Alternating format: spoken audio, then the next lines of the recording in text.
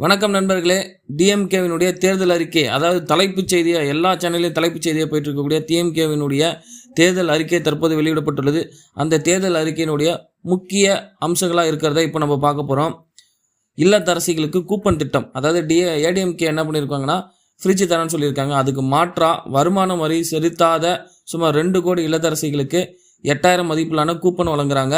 அந்த கூப்பனை வச்சு அவங்களுக்கு தேவையான washing machine, fridge, TV, mixie grinder ஏதாவது ஒன்று வாங்கிக்கலாம். இல்லைனா பழைய பொருட்களை மாற்றிட்டு திரும்பி புதுசாக வாங்கிக்கிறதுக்கு இந்த கூப்பனை யூஸ் பண்ணிக்கலாம் அப்படின்னு சொல்லி ஒரு திட்டம் கொண்டு கொடுத்துருக்காங்க.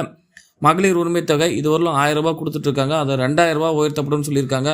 காலை உணவு திட்டம் 5ஆம் வகுப்பு வர படிக்கிற பிள்ளைங்களுக்கு மட்டும்தான் இப்போ காலை உணவு திட்டம் இருக்குது. அது இது மேலே 8ஆம் வகுப்பு வரை விரிவுபடுத்தப்படும் அப்படின்னு சொல்லியிருக்காங்க. முதியோர் உதவித்தொகை 2000 ரூபாய் உயர்த்தப்படும் சொல்லியிருக்காங்க.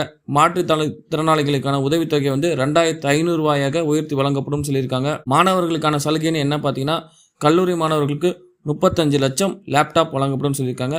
புதுமை பெண் மற்றும் தமிழ் புதல்வன் திட்டத்தின் கீழ் வழங்கப்படும் உதவித்தொகை 1500 ரூபாயாக உயர்த்தப்படும் தேர்தல் அறிக்கையில் குறிப்பிட்டிருக்காங்க.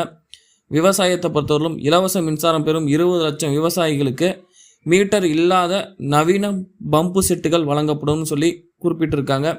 மருத்துவ காப்பீடு, அதாவது முதலமைச்சரின் காப்பீடு திட்டத்தின் வரம்பு 10 லட்சம் ரூபாயாக உயர்த்தப்படும் சொல்லியிருக்காங்க. வீட்டு வசதியை பொறுத்தவரையிலும் அடுத்த 5 வருஷத்தில் கலைஞர் கனவு இல்ல திட்டத்தின் மூலம் 10 லட்சம் புதிய வீடுகள் கட்டித்தரப்படும் அப்படிங்கிற ஒரு விஷயத்தை குறிப்பிட்டிருக்காங்க. வேலைவாய்ப்பை பொறுத்தவரையிலும் 50 லட்சம் புதிய வேலைவாய்ப்புகள் உருவாக்கப்படும் அப்படிங்கிறத சொல்லியிருக்காங்க.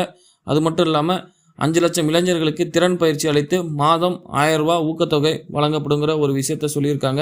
மீன்பிடி தடைக்கால நிவாரணத் தொகை 12000 ரூபாயை உயர்த்தப்படும் சொல்லியிருக்காங்க. பால் உற்பத்தியாளர்களிடமிருந்து கொள்முதல் செய்யக்கூடிய பாலின் விலை உயர்த்தப்படும் அப்படிங்கிறத ஒரு விஷயத்தை சொல்லியிருக்காங்க.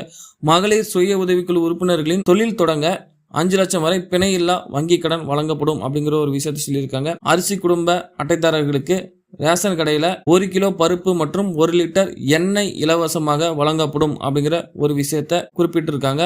இதெல்லாம் தான் திமுகவினுடைய தேர்தல் அறிக்கையின் முக்கிய அம்சங்களாக இருக்கிறது. நன்றி.